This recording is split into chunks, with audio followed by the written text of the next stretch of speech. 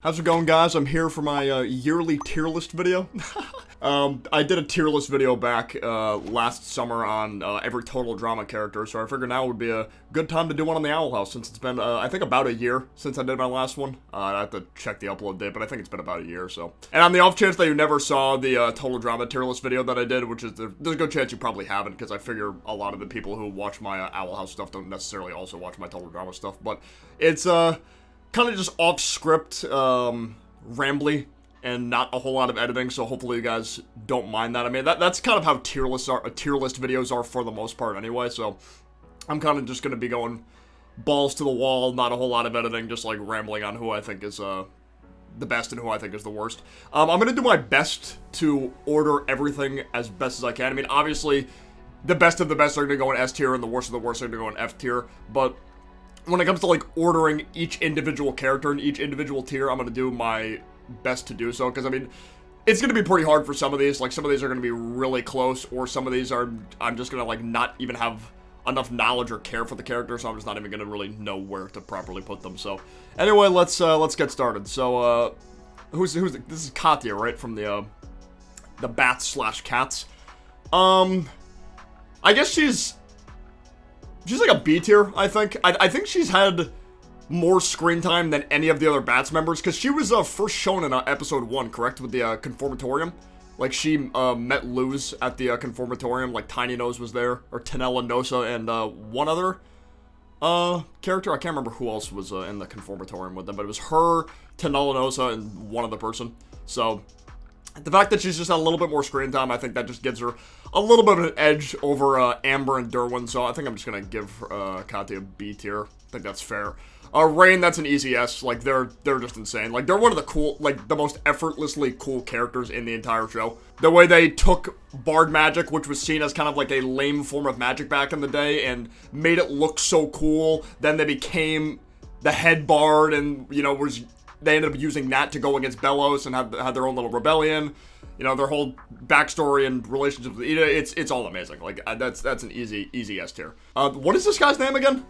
I know it's the, oh my god. It's the guardian that, like, that was supposed to guard King and, like, protected King from anything that would even look like a threat, even from his friends, but oh, it's Jean-Luc. That's what it is. I literally had to look it up because I just could not remember what this guy's name was, because he's only in one episode. I guess I'll put him in, like, C tier or something. I mean, he was in one episode, but I mean, I respect him for being there to protect King no matter what, because, I mean, I think Jean-Luc's purpose, I'm assuming, was to prevent King. He was like another line of defense from the Collector, and, like, the Collector getting to King, because obviously King's dad didn't want the Collector finding him, and that's why that symbol on the building that he was in was there, because it was meant to seal King away from the Collector's eyes only. Like, the Collector just could not see King when he engraved that symbol onto his collar. So, and if anything happened to the tower, I think Jean-Luc was supposed to be the second line of defense. So I respect that, so I'll put him in C tier. Gavin's going to D. I mean, this guy was kind of annoying. I'm not gonna lie. Like, the one episode he was in, like, with the other Glandis kids, and half bullying Matt, and also, like, joining in sort of on the bullying of Gus when they found out he was an illusionist. Not a huge fan of that. He was just seemed like kind of a prick to me.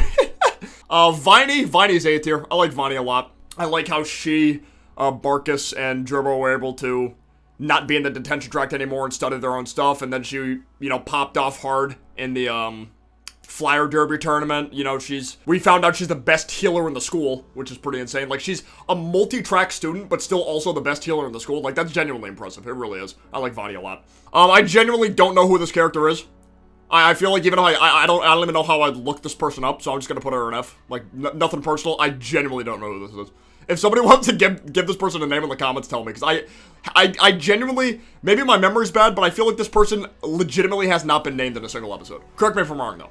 Amber, I guess, do I put her in B with Katya, or do I put her at the top of C?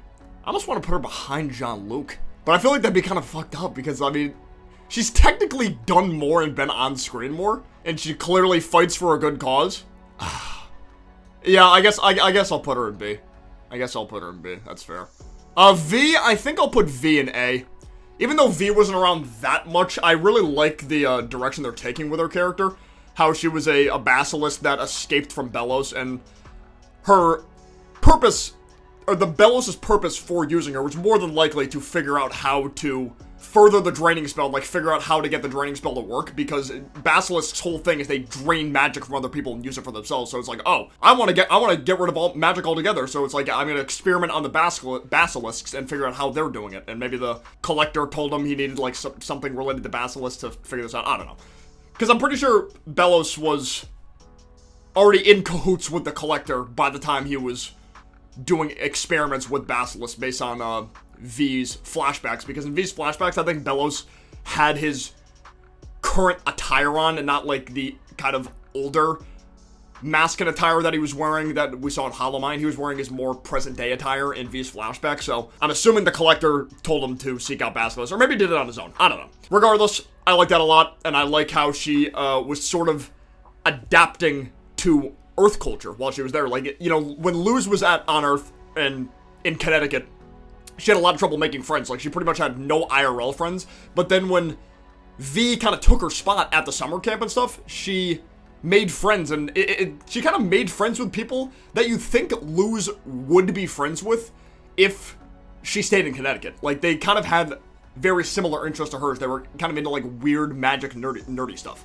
So, I like that a lot. Gus is going in S tier. Like, he's a very cool character. I really like the whole, like, young prodigy thing they were doing with him, and how, like, people just expected so much, and, like, anytime he made a mistake, he would just feel that much more crappier. I feel like he felt more cruddy than a normal person would if they made a mistake, because he feels like there's just so much expectations with him because he skipped a grade, and it's like, oh, I'm supposed to be this, like, beast and master of illusions, and I'm getting tricked so easily. Like, what is my problem? You know, I really like that a lot, and I love the friendship that he developed with Hunter especially, as well as Willow and Luz, and even Amity. Very, very great character, and he's so insanely strong, it's actually ridiculous. Like, he makes illusion magic look so incredibly broken, it's insane. Like, this kid just hard diffed Adrian Gray, it was unreal. Skara, I think I'm gonna put in A as well.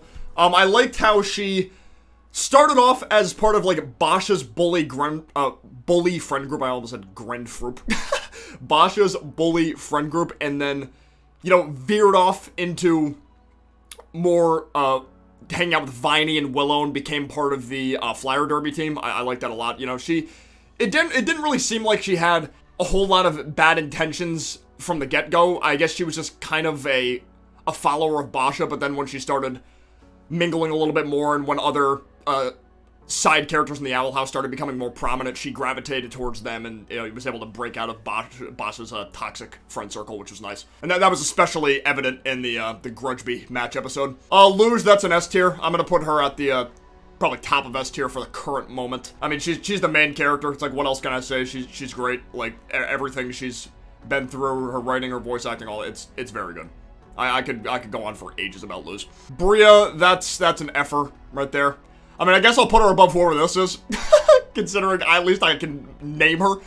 But yeah, I was glad that she got her just desserts by the end of Through the Looking Glass Ruins. Yeah, Through the Looking Glass Ruins. I'm glad she got her just desserts in that episode, because yeah, she was kind of a bitch, not gonna lie. King, that's also an S tier. I think I'll put King. Yeah, I think I'll put King above Rain. I think that's fair. Like, King has come a very, very long way. Like, the amount he changed is insane. Like, he essentially took a 180 when it came to his ideals, but it worked and was well paced. Like, his coming of age self-discovery story, trying to figure out who he is, where he comes from, who his family is.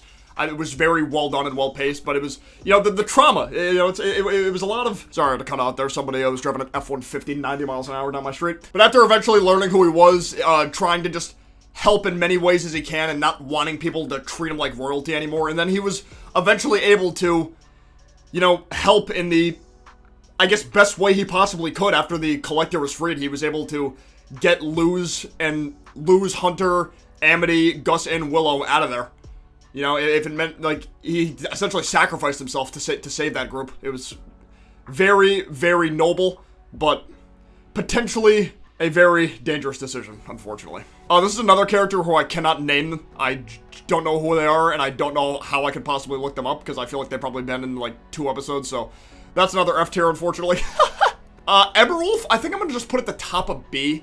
I mean, Eberwolf's really cool. I like the idea how he and Darius were part of the anti-Day of Unity team, but the problem with Eberwolf is, I mean, Eberwolf's cool. I really like the beastkeeping magic and what Eberwolf's able to do with it, but I mean, because this character just doesn't even talk, I don't know. I feel like it'd be hard for me to put him above, well, I mean, if I'm putting Skara in A, I guess I can put him, like, here. I guess I can put him, like, behind V, but above Skara, because he did do a lot. You know, he, like, when he sprung into action in King's Tide against the other Covenant heads, that was really badass. And just being a part of the Alliance altogether, Eberwolf is really cool. So I think putting him at that spot in A is fair. Ida, she's probably gonna go right here, I think. It's pretty obvious. Like, a lot of the main characters, I think, are probably just gonna be S tier. Just forewarning / spoiler. I think it's just, a lot of these characters are gonna be at S tier. Like, sure, you know, I think I'm just gonna do this right now. Boom. And boom. I mean, you know what I mean? Like, they gotta be there. They just have to. It's like Amity's development is insane. Willow, how far she's come from being like the shy half-a-witch Willow who was like forced into abomination magic to being like probably one of the strongest, if not the strongest, plant magic user on the Isles. Like, Terra Snapdragon might be the only stronger plant user than her. Like, Willow's like hard diffed 5 Emperor Coven Scouts at the same time and like almost probably would have taken out Kikimora and, was it Clouds on the Horizon if, she didn't use Hunter as a human shield. Or I guess, lose as a human shield, rather, so. And then obviously Ida the Owl Lady being kind of not really bitter, but she just sort of lived very selfishly and for herself and, kind of pushed those she loved away from her for a while until she met Luz, and then she was like, because, if she didn't meet Luz, she wouldn't have been able to reconnect with Lilith, and she wouldn't have been able to reconnect with Rain, and, you know, learn all the stuff about King, and even, like, become friendly with the Hexside kids, and, like, friendly with Principal Bump again. It's, like, so many things. Like, Ida's life just became so much better as a result of Luz, and it was nice to see how she embraced those changes, you know? Hootie, I think I'm gonna put, in A also. I'm gonna put him at the top of A. I don't know. I know some people don't like Hootie. Like, some people find him annoying, but honestly, Hootie's, like, hilarious to me. Like, I think Hootie is probably the consistently, or most consistent funny character on the show. How do I word this? The most consistently funny character on the show. Does that make sense? Like, almost every sentence he speaks in every episode that he's in makes me at least, smirk or chuckle. You know, I don't know. I'm not sure why people find Hootie annoying. I don't know. Do they just not like his voice? I mean, I like what Hirsch does with his voice. It's like, if anything, it makes him funnier in my opinion. But oh well. Kikimora, I think I'll put. I guess I'll put her like here. I think that's fair. I mean, she's kind of just like she was just a Belos bootlicker for a while, and I never really understood why it was never really explained why she was just such a Belos bootlicker for such a long time. Because, I mean, it was confirmed in King's Tide that she knew about the Collector, and, like, he and Belos' relationship, not their relationship, I mean, their deal, I guess.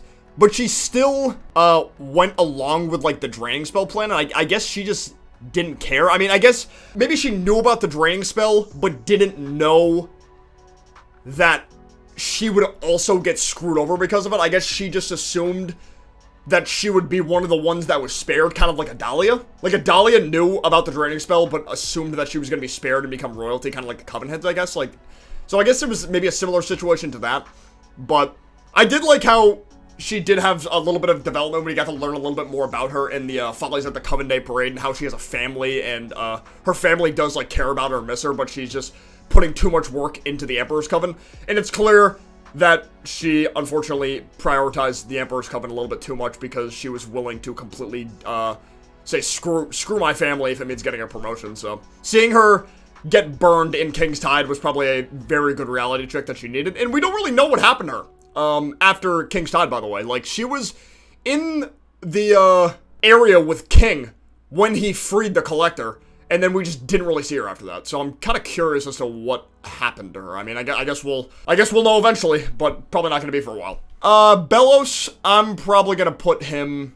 I almost want to put him above Amity, not going to lie. Like, he's a really good villain. I mean, I understand that you can call the Philip Woodabane, like, reveal or twist, like, obvious, I guess. I mean, you can argue that it's obvious, but it was still very well executed, in my opinion. It's kind of like what, Horikoshi did with, Dabi in My Hero Academia, how it's like, it was pretty obvious that he was, Shoto's older brother, but the way the twist was done and handled and, like, explained how he became like this and how he's still alive was very, very well executed. You know, Belos as Philip Woodabane was born in a time period of, like, pilgrims, essentially, who all hated witches and thought witches were, like, evil and demons and, like, had to be executed and shouldn't be allowed to live.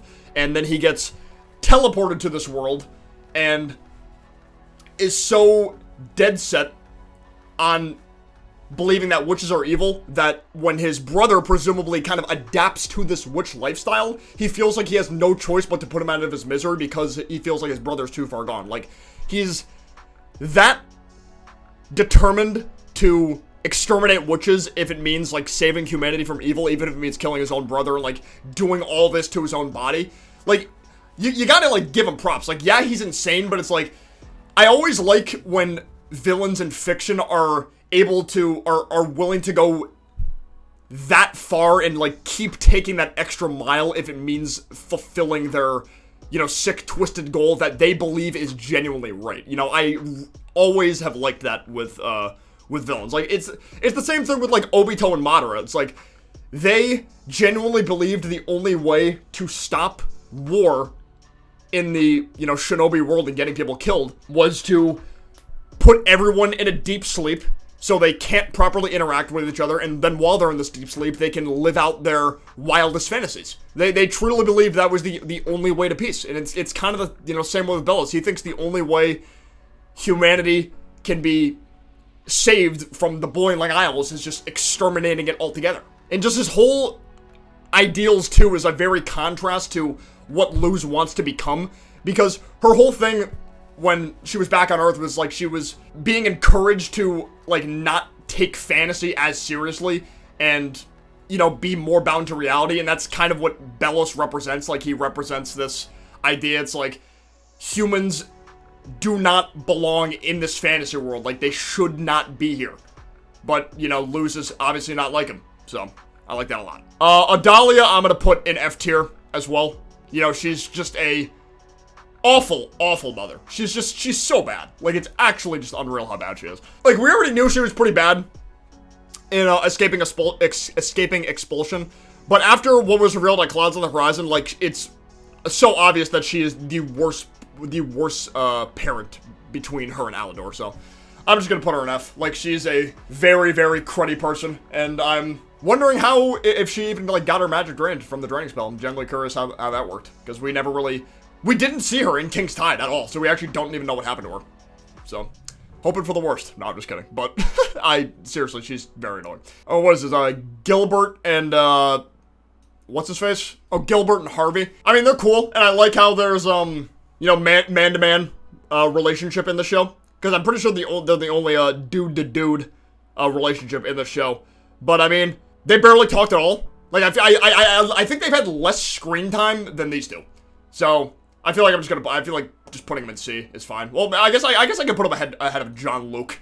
I'll at least put him ahead of John Luke. So, I think that's fair. Camila, I think I'll still put her in S, but, like, the lower, half of S. You know, I think she's a genuinely good mom. I don't know why. I've never understood the, mindset of people thinking that she's a, like, horrible mother or whatever because she, you know, wanted to, yeah, I mean, her, like, wanting to send Luz to that camp and, like, what she said in, yesterday's lie, like, it's not, like, bad mother behavior. It's, like, genuinely not. She's, like, she is a good mom. It's just, she just broke down emotionally because she just hadn't, her actual daughter just hadn't been there for months and she just didn't really know what to do.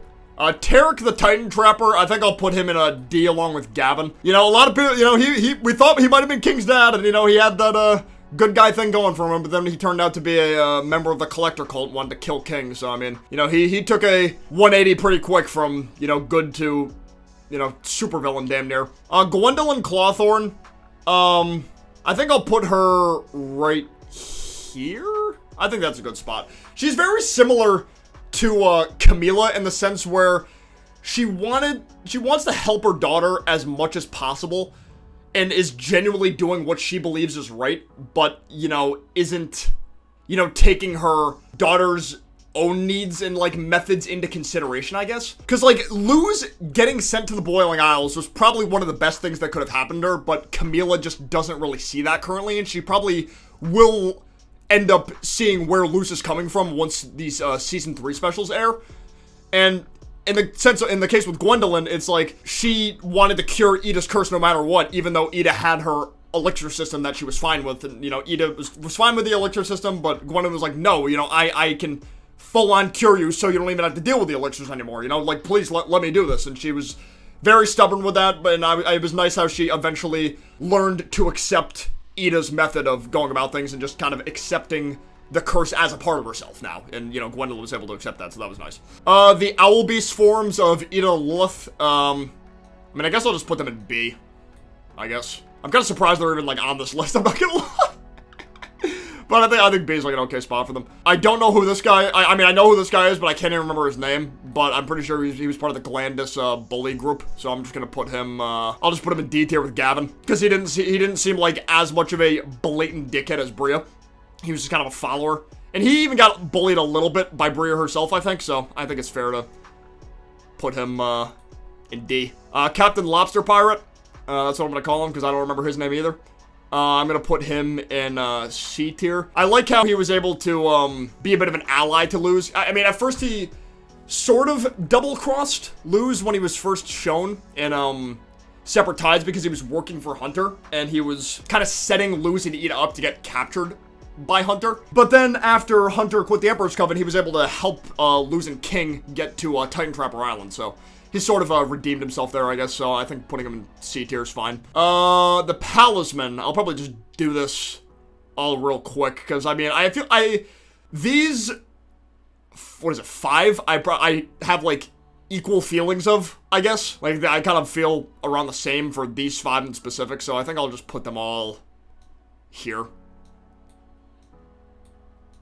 Kind of, like, equal. I'm not sure why Philip Woodbane's on here since he and Bellows are the same person. It's like, it's funny because this screenshot of Bellows was used from the episode where he was full-on confirmed to be Philip straight out. So it's kind of funny how Philip is even on this tier list. But I guess if I gotta put him somewhere, I'll just put him next to Bellows, I guess. Because it's literally the same character, so. The Collector, I think I'll just put it at the top of A for now. I almost feel like it would be unfair to put the Collector as high as S, because even though this character is kind of like the new big bad, we just still haven't seen that much of them yet. We really haven't. Like, I feel like a little bit more needs to be explained and or explored with this character before I can say he's full-on S tier, so I think putting him at the top of A is fair for the time being, so I'm gonna do that. You know, I'm sure a lot of people, you know, are gonna kill me. It's like, oh, Enzo Gabriel's not an S tier? You're a piece of shit. But it's like, oh, well, I'm sorry. I'm trying to think as logically as possible here. Terra Snapdragon. I mean, as a person, she's like kind of awful and sort of a psychopath, but she kind of has that like chaotic evil to herself that's like charming in a way. It's not the same as Adalia where she's like you just almost can't stand when she talks. Well, I shouldn't say can't stand when she talks, but, like, can't stand the way she interacts with characters. But, like, when Tara was like, we're in heck, people, let's have some fun, go kill each other. Like, that I found that kind of, you know, weirdly endearing in a way. So I think I'm gonna put her here, maybe. I think I'm gonna put her behind Everwolf, but above Skara. Adrian Gray, I almost want to, I guess I'll put him behind Tara. Like, Adrian, he's kind of a jobber. You know what I mean? Because he just got, like, I like his personality. I like how he's, like, he's supposed to be a director and he's, like, you know, using his illusions like a film director would, but he's also terrible at giving direction to people. I like the way they treated his personality like that. But he just got diffed by Gus so hard, it just wasn't even funny. Like, this guy needs to use, like, magic amplifying mirrors to, like, even use his magic properly. Like, if this guy didn't have those amplifying mirrors, he probably wouldn't even be able to be a Coven head. But this guy's not weak. I'm definitely putting Darius up here. He is going in the upper half of A tier, because he is very cool. He's probably the Coven head, besides Rain, that we've gotten the most, exploring with, I'd say. I really like how he kind of, developed a sort of father-son or like mentor-mentee relationship with Hunter, since Hunter's predecessors were like Darius's mentors, and now Darius is being the mentor to the next Golden Guard. I like that a lot, and how Darius is just letting Hunter, or he's encouraging Hunter to live a more normal teenage life and not being such a yes-man to the Emperor. I like that a lot. And I really hope he's okay, because he's one of the Coven heads who was getting his magic drained hardcore. Please be okay, Darius. I really hope he's good. You can't die before you make up with Alador. You just can't.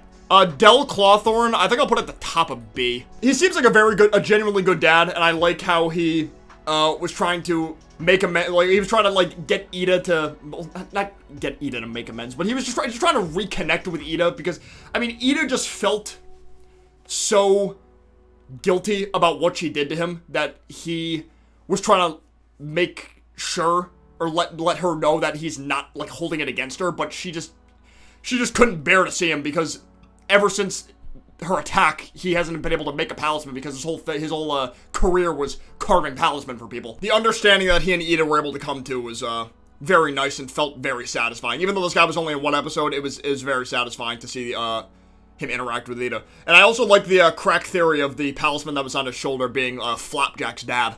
That'd be pretty funny if that's actually canon. Because they have, like, the same black face and sort of, similar feather shape, but it's just, different colored feathers. Like, Flapjack's got red, and, this one's got, yellow. Derwin, I guess I'll just put next to Amber, I guess. Like, I think it's just fair, it's kind of fair to put, like, these three all together, but Katya being at the top because she just got the most screen time. Tenellanosa, I think I'll put right behind Derwin. Can I put her right behind Derwin? Yeah, I'll put her right behind Derwin, because she's pretty funny.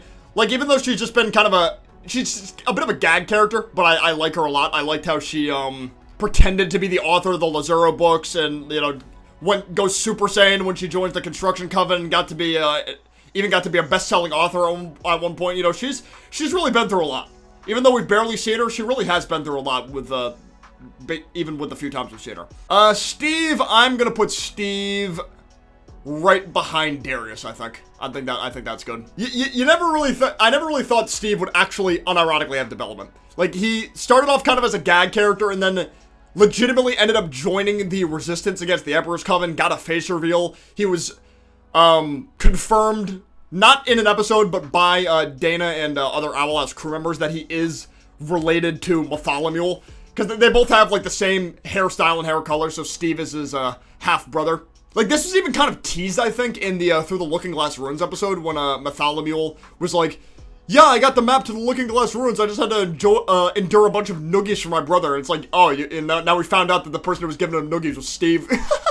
It's a shame we're probably never gonna see these two interact in an episode, because apparently Matt, looks up to Steve because he's an Emperor's Coven scout. Principal Faust, I'm thinking, also F tier. Can I put him behind Adalia? There we go. This guy was just like a complete absolute dickhead. Bump seemed like he was kind of tough on the surface when we first met him, but this guy was something else. Like, this guy, like, literally expels students for, like, having, like, you know, certain hairstyles and shit. You know what I mean? Like, oh, this guy's wearing mismatching socks. Expelled. But that was our top student. I don't care. Yes. Like, I don't like you. Albert, I think I'll put, in A also, just because of how iconic he is. Like, he's the signature talisman of the Owl House, and is even on the show's logo. And, I mean, he had, like, a little bit of development, too, with Luz in that one episode when, when Luz had to do the Bat Queen trials to get him back, and his head got cracked. I like that a lot, and he sort of became, like, Luz's de facto talisman, too, for a bit. Like, he was kind of shared between Ida and Luz until Luz, is in the process of creating her own, talisman, obviously. Now, you know, now she has the egg, so she doesn't really have much of a use for Albert now once that talisman's done, but, you know, very, very iconic, to say the least. Alador. Where am I gonna put Alador? I kind of want to put him in A. I kind of want to put him, like... I kind of want to put him here, honestly. Like, I know he's still not the best dad in the world, but the fact that he's accepted his mistakes and is genuinely trying to better himself to the point where he was willing to destroy all the abomatons that he made, that he was, like, slaving over, like, day in and day out for the Emperor, doing all this work. Like, he was willing to destroy that if it meant, you know, it was going to get his family back on the right track. You know, I respect that a lot. I really, really do. You know, it's a shame that it took him this long to grow a backbone, and he was kind of just like going along with whatever his wife did, whatever his wife was deciding, and like a lot of her toxic ideas and mentality for all those years. But the fact that he's genuinely trying to better himself now, and like what he did with the abomatons and destroying them was very, very admirable. So I want to put him in A for that. A for admirable. Hunter, finally. You are going at the top of the list. You are S tier. If I would make a S plus tier, he would be an S plus by himself. He is my favorite character in the entire show. No ifs, ands, or buts. Almost everything about him is great. I love his design. Zeno Robinson is incredible with his voice acting. His whole character arc is incredible. Not feeling like he shouldn't be replaced, or feeling like the fear of being replaced, like he was always afraid of being replaced and not being good enough, and finding out that he was literally made to be replaced. This poor kid has just been through so much, like, you know, not being able to use magic properly because he's a Grimwalker clone of Belos' human brother, developing the very close friendships with Willow and Gus in specific, you know, slowly warming up to Luz more and more, and even, like, kind of warming up to Amity by default because, you know, he became so close to Willow and Gus. Just an absolutely incredible character. Like, his fight scene with Amity and Eclipse Lake is still my favorite scene in the entire Owl House. Like, that whole fight sequence is so good. It's so good. Matt, I think I'm gonna put at the top of B. Maybe some people believe he should be lower, but, I mean, yeah, he was pretty annoying when he first showed up, like how he was just trying to create drama and chaos just for the sake of it. Like, he just seemed like a generally crappy person to the core. But after seeing how Bria treated Gus, and realizing how Bria was treating him, and like being her stooge, and like being pushed around by her, he was like, wait, you know, this is making me reconsider my own actions. So he seems to have gotten a little bit better. I mean, he still seems like a bit of a cocky narcissist, but he's not like trying to cause trouble for no reason anymore. So I respect that. Basha, I'm gonna put at the top of C. She's kind of like, she's very similar to Bria in the sense where they're both bullies, but Basha's like more of the typical nasty, mean, rich girl personality, and she's been on screen more, but Basha's like pretty funny, and I've always, I liked seeing her not even get acknowledged in the more recent episodes in a sense, where she was like attempting to bully Luz, but Luz and Amity were just like so lovey-dovey for each other, and like so into like, you know, doing girlfriend stuff, that like Basha just didn't even matter to them in that moment, and that was pretty funny to me. I think top of C is like more or less fair for her. Lilith, that's another S tier character. I think putting her above Rain is probably fair. I feel like her and Rain can almost, you know, be flip-flopped, but Lilith's really come a long way. Yeah, she was like an Emperor's Coven simp for a while, like almost as bad, if not as bad as a Kikimora when it came to just like bootlicking the fuck out of Belos. But after she learned Belos didn't uphold his end of the deal, she was able to, you know, repent and, you know, try to redeem what she did and redeem her mistakes. And she has, you know, she, you know, ended up reconnecting with her parents, getting closer to Ida again, you know. I think the best thing that she ended up doing, really, was at the end of, was it Young Blood Old Souls, when she split the curse with Ida. Like, that was the best thing that one of the best things she could have done for Ida. It's like, if she can't cure the curse, at least she can share the pain that she has caused her sister for so long. Like, at least they can share the pain so she can understand what Ida's been going through for, like, 20 plus years. Emra, I guess I'll put her... This is a tough one.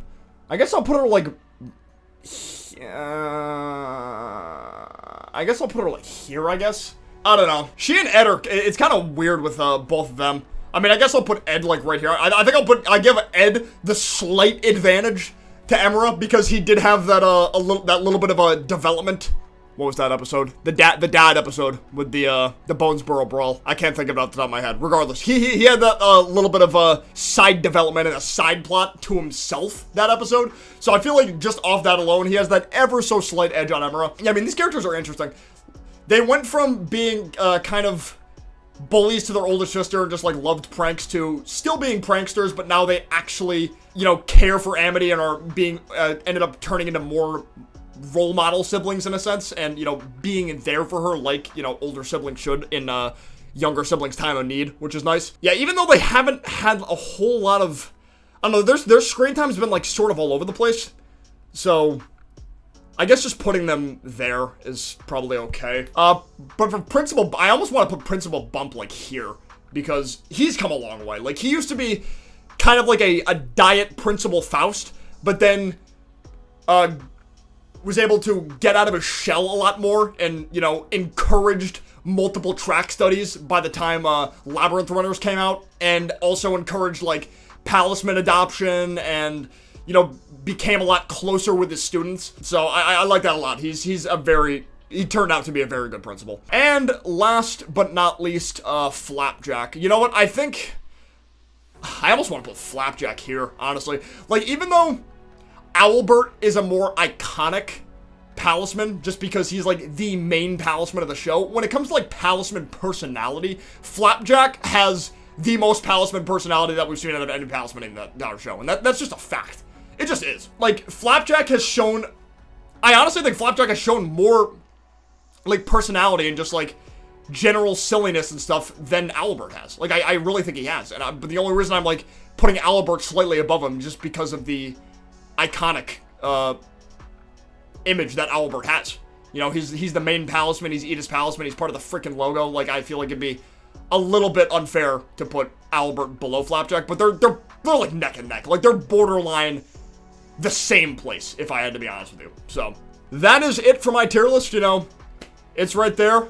Let me know in the comments down below what placings you potentially agree or disagree with. And if you want to make your own tier list, I will gladly put this tier list in the description below, or maybe a pinned comment, either or. Maybe I'll do both, but I definitely want to see what you guys think of this tier list, if you agree or disagree with my placing. Because, I mean, I think this is pretty fair. Honestly, I think how I ordered this is pretty fair. I mean, I guess, like, C and below is, like, the ordering is, like, neither here or there, neither here nor there. But I think S, A, and B, the full-on ordering from left to right is pretty fair on that. So, hopefully you guys don't crucify me too much, but, yeah. Be sure to leave a like down below if you enjoyed this video, and if you're new to the channel, don't forget to hit that sub button. But, yeah, I will see you guys next time. Peace out, take care, bye-bye.